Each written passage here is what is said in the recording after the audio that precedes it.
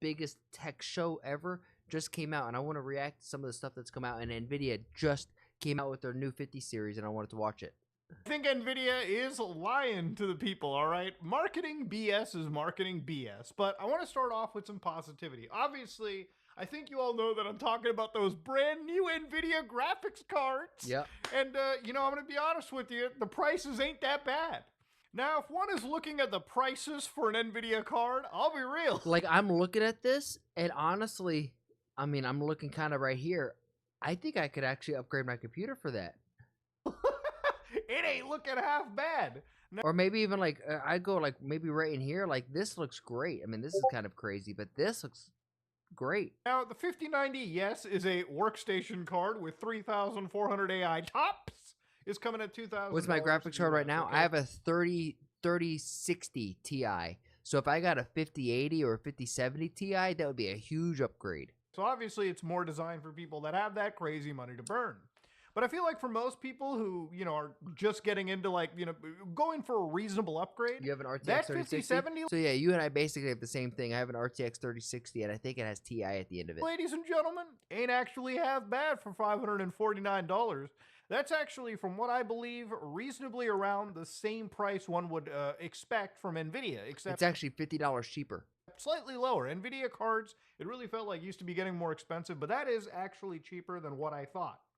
Now, why am I calling this video Nvidia is Lying? Well, because recently in their reveal, I saw Jensen Huang come on stage and talk about some wild things, like a 4090, which is the world's fastest GPU as of today. You have a laptop, are you going to build a PC now? Fantastic, hell yeah. Now question, because I feel like laptop gaming and mobile gaming is becoming more and more popular. In India, this is an ignorant question out of my end, but it's an authentic one. Why is PCs not super popular if internet and everything is so cheap over there? Something that I have in my computer, right? Like to show you where my computer specifications are, I run, of course, a Ryzen 9 5950X, which is a recently aged CPU, but my 4090 is probably the best in class for the Ryzen. This is the exact same Ryzen that I have. I have that same CPU. Raw graphical power on a computer. But of course, a 4090 is now suddenly equivalent to the 5070, which is giving 4090 performance. Now, did I just get scammed? Is this advancement so huge that for literally a fraction of the price, the 5070 is actually beating that big chunky GPU that I have in my system? Supposedly. The answer is no, ladies and gentlemen. The 5070 is not matching the 4090 performance.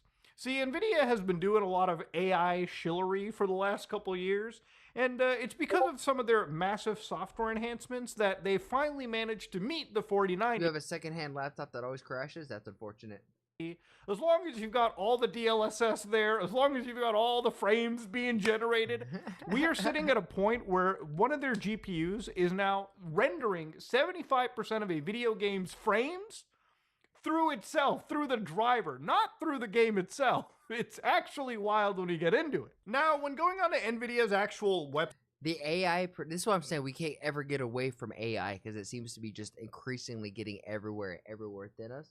But parents mostly think that PCs are just a waste of money. You tell mom and pa, hey, this is an investment in my education. I can study at home if I had a really good computer. Website over here and seeing their comparisons. In $1,750 a budget, can you build a good PC? Absolutely. You can get a fantastic PC. A fantastic PC with $1,700. Legitimately. The 4090. I bought my PC originally for like $1,250, right? And it was fantastic. I recently just got upgrades because, well, I felt like I was like, okay, it's time for an upgrade, I think. Is running a game like Cyberpunk 27. Our parents did not let us have a PC for gaming. Typical Asian parents. Oh, they prefer a laptop because it is to study. 27 at 106 frames per second. But don't parents and like realize now, like nowadays with people being online and having like an online presence, that like becoming an online personality or gaming is a legitimate way to earn some money? The 5090 is running it at 240 frames per second. In reality, the half of the frames that you're seeing, at least on this screen, are completely fake. They are generated by the actual drive. Nah, man, I was so blessed. I was so blessed with my parents that my dad was already kind of a nerd because he's an engineer, so he's already a nerd at heart. And my mom just was fantastic. So my mom knew I was into gaming, so she would give me like chores and some shit to do, and would reward me with like getting Halo 2. And when Halo 2 dropped out, oh, I'm always gonna remember this. My mom got me the limited edition Halo 2 and let me play, like, let me skip school for a day so that I could stay home and play. That was a gangster mom. Shout out to Mama Elrod for that. That's something that I will always remember. Going downstairs, looking on the couch, seeing that metal limited edition case, and saying, and let her saying, "I don't have to go to school. I could play hooky if I wanted to." I was like, "Oh!" Driver on the actual computer in something known as DLSS frame generation. Until you don't earn, it's a waste of money. Not necessarily, because if that's something that you want to do, if gaming, if creating content, if YouTube videos is something you want to do, the only way to get good at it is by practicing the craft. You can't just watch YouTube videos and get good at making YouTube videos. You know, people tell comments saying, "Hey, you can hack this. This is how you can get 1,000,000 views easy." You do it. You put yourself out there consistently for over a decade. I promise you will become a master in your craft.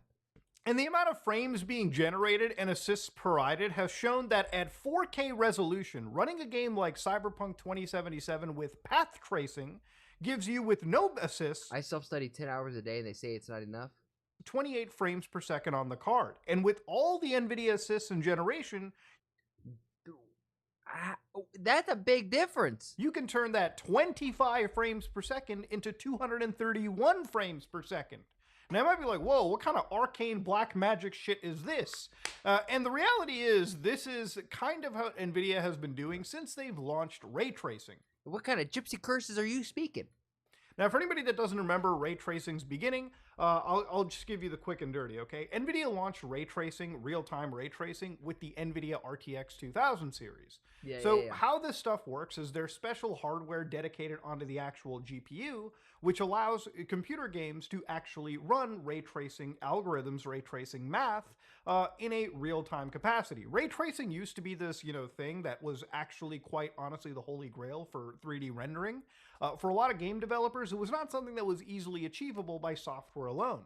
And until NVIDIA came along, everyone pretty much relegated it to pre-rendered CGI imagery or, something that required offline rendering, something that you couldn't do with a video game.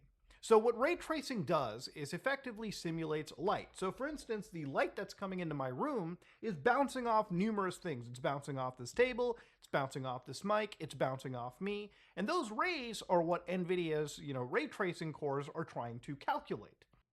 And as he said, it was really difficult, but this is the thing with technologies. Once ray tracing, once the RTX was implemented, it was the worst it's ever going to be. Every year it gets increasingly, maybe not better, but more efficient for the coders to learn and how to implement and manipulate. And guess what? This AI stuff, just like with the AI videos of Will Smith eating spaghetti, it was super bad. Now it's much better.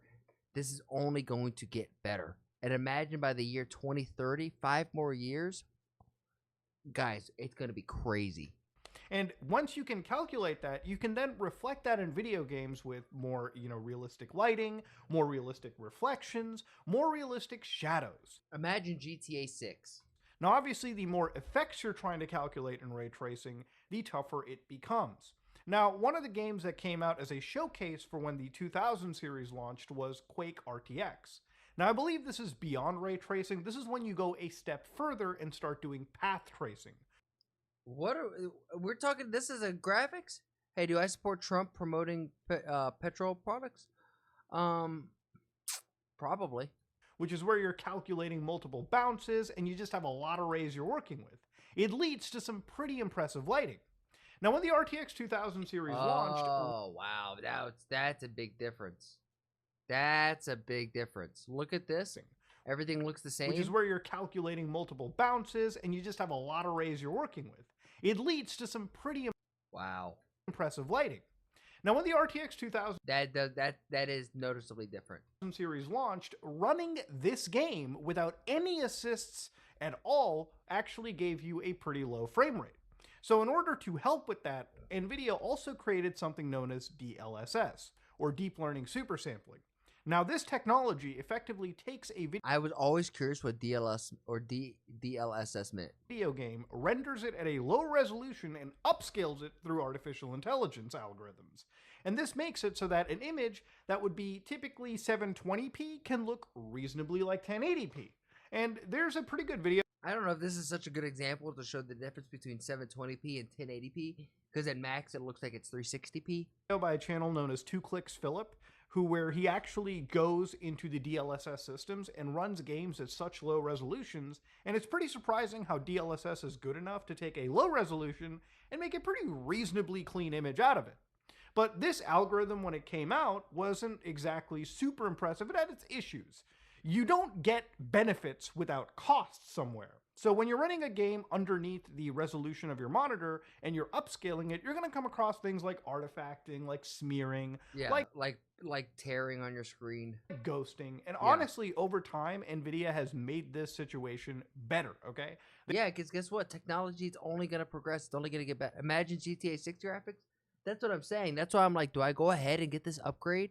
Because I can theoretically kind of put some money aside here and like by summertime, maybe like midsummer, June, July, I could theoretically get like a 5080 and new power supply. They have get ready for GTA 6. Mitigated a lot of the issues that DLSS faced and have actually made it so that nowadays a DLSS image, if you put two people... How lit would it be if this community got big enough to where I could do like a giveaway to where I could buy like 3 or 4 of them and give away like 2 to 3 of them? That would be fantastic. That would be super lit. Side by side and made them look at an image right there in front of them. They might not be able to recognize the native image. A PS5 is much better if you just want a game. True. But this is the thing with it. I had a console for so long. The ability to play more games, whatever game you want, just a PC is better than a console quite literally in every way. And I think even if you just want a game, go ahead and buy the PC. Go ahead and do it. Because it's going to be, you're going to get more out of that investment than you ever would out of a console. From the DLSS image, right? Depending on what setting is running. So again, in a very short amount of time, we went from running games like Quake RTX to something like Cyberpunk 2077 with full path tracing. So imagine going from rendering a pretty simple PC.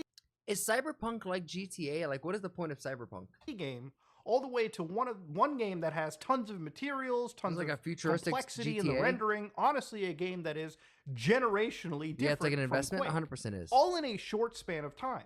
Now, in order to get Cyberpunk to run from 25 frames to 231, what Cyberpunk was a disaster. Cyberpunk is trash. Agreed on both of those. Like NVIDIA is doing here is, again, running the game at a substantially low resolution and then upscaling it through AI. And then, beyond all of it, they've introduced something known as multi-frame generation. Now, frame generation is not new. They introduced it with the 40 series of GPUs. And what it does is basically, let's say you're running a game at 60 frames per second. Now, if you want to run it with frame generation, it can go all the way up to like 120 frames. But what it does is it inputs a frame in between, all I gotta say is it takes 10 years to publish this game. It better be a good game at release. Each real frame. So at some point in the actual graphics card driver, it actually uses onboard hardware like optical flow accelerators and data from the game, where as you're moving forward, for instance, in Cyberpunk, the images you're seeing here, half of the frames in this image Cyberpunk are looks completely cool. generated by the driver. And again, it's a complex way that it does this, and it doesn't come without its issues. There are problems like smearing. The UI can have issues. There are problems with the frame generation, but NVIDIA is trying to fix it. Now, again, one of the realities of all of this is as you generate a frame, you're also increasing the game's latency. Remember, this is not a real frame rate, okay? This is like half of the frames being actually real and the other half being fake. You're gonna have input lag. So when NVIDIA introduced like adding 2 more frames instead of just 1, yeah, now most of the frames generated by a graphics card are effectively fake. What NVIDIA is showing over here, 75% of the frames here are not real frames. So Digital Foundry actually managed to get a look at how this worked on ray tracing overdrive. Now, when it came to input lag, Digital Foundry did in fact find a good average between like all these different options. So for 2 times frame generation, the average input latency, or latency in general, was 50.9 milliseconds. Not bad. That number climbs to 55 when you add the extra frame. And then when you go full on with the, 4 times frame generation, it's 57 milliseconds. Wow. Now, this may seem pretty high, and honestly, you will feel the input lag even with times 2. Yeah. But I will say in actual use cases, it's very playable for a single player game. I wouldn't bring this for something like multiplayer, Yeah, but that goes without shooter, saying. I'm somebody that used to play games like Rainbow Six Siege pretty actively, so I know what a bad input lag is. Yeah, you're going to feel that half millisecond delay. You'd feel the hell out of that. Now, that would bug the hell out of me, but at the end of the day, for a single player game, role player games, just laid back games like a World of Warcraft maybe, or even like Path of Exiles, hell yeah. I play Cyberpunk 2077 with path tracing and all these effects applied. I have put 200 hours into Cyberpunk, and I have enjoyed my experience on the 4090.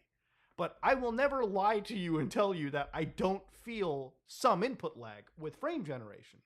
So I have to wonder, again, how bad it's going to be when you add 2 more frames instead of 1. You're going up substantially, and Nvidia claims they're not going to be input laggy. But again, when you're adding in a bunch of fake frames, the possibility for ghosting, artifacting, visual issues, and all of these problems go through the roof. Now, path tracing is incredibly expensive, which is why Nvidia is generating frames rather than trying to get this out with raw rasterization.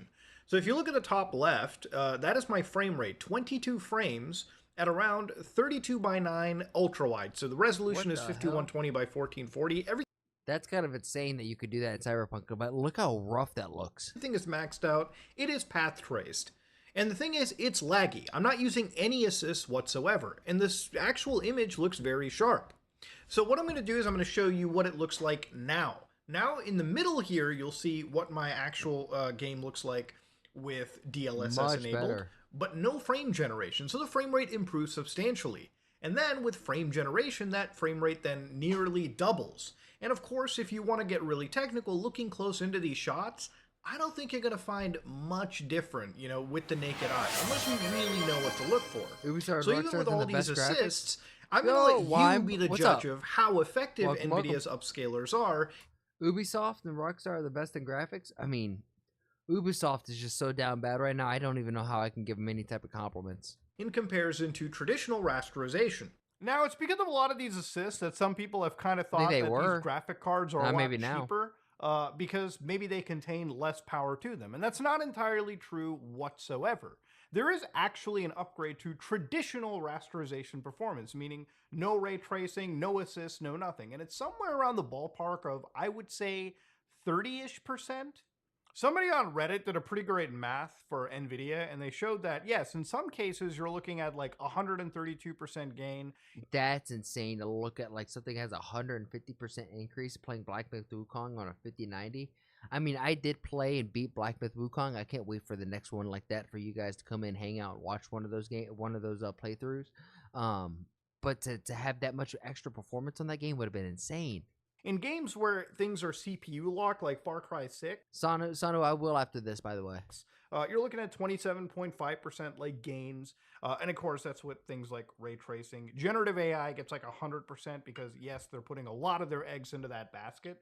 But the thing is, overall, you're looking at around 20 to 30% gains off of the 4090 if you're comparing traditional like native rendering from 4090 to like the 5090 in games like Cyberpunk, where you're not putting in any of these like generative assists. The moment you start putting in those generative assists, obviously the frame rates are substantially different.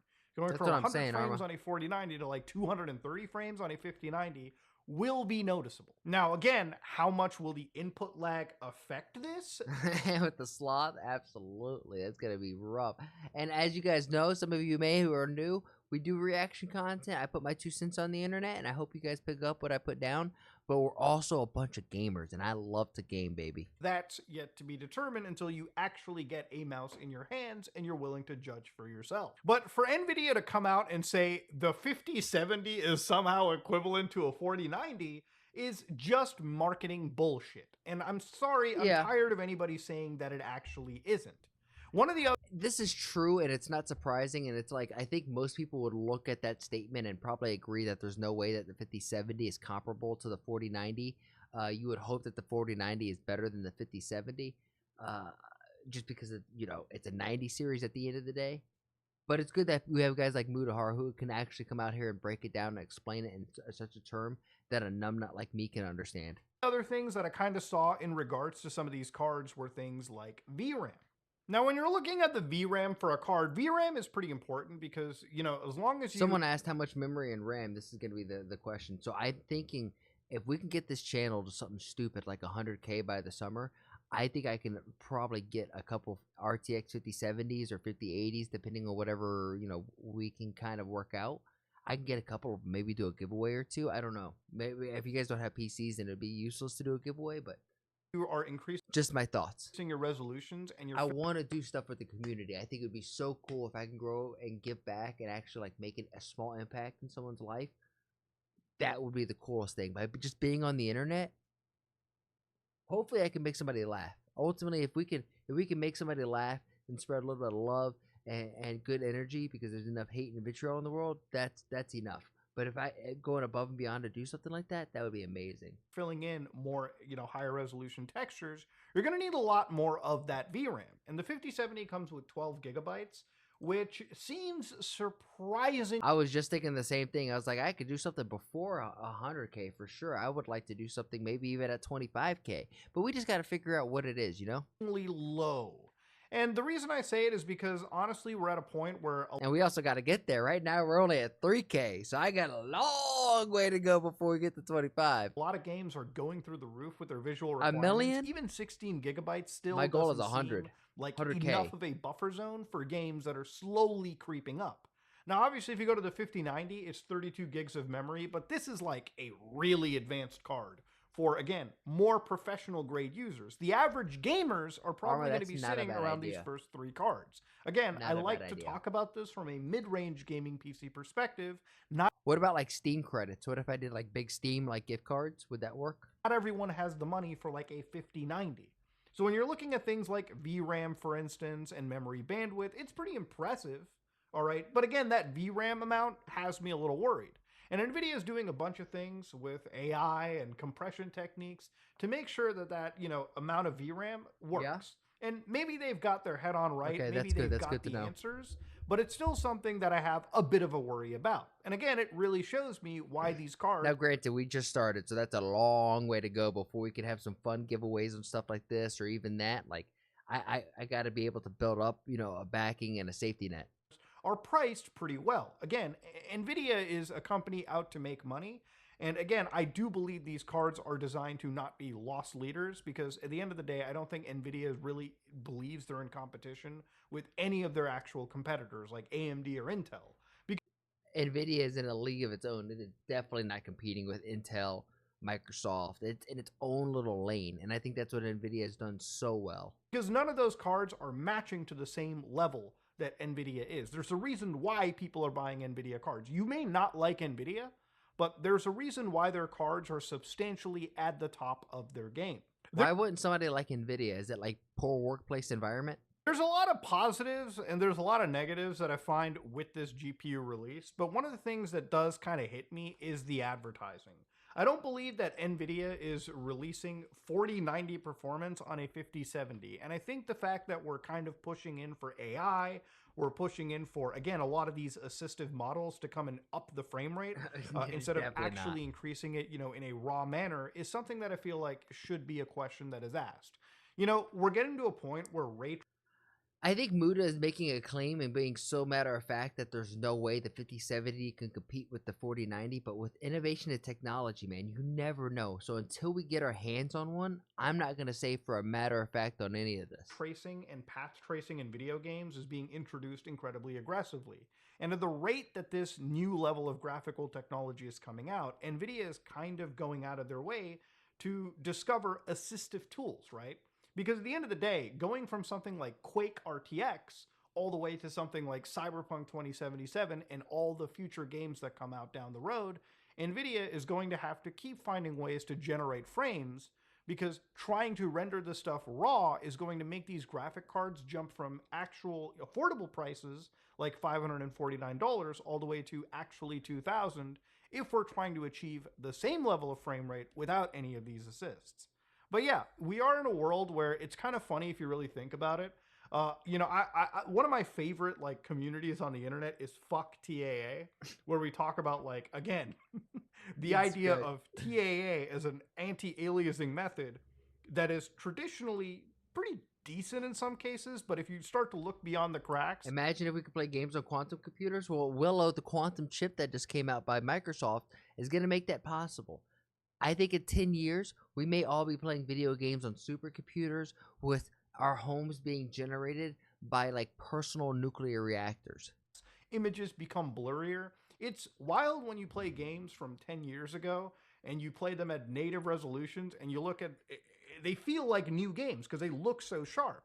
But with Nvidia's tools and a lot of these new upscalers and frame generators, we went from having crystal clear, sharp frames all the way to now being used to looking at ghosting, artifacting, input lag is now, you know, going higher as we're generating more and more frames.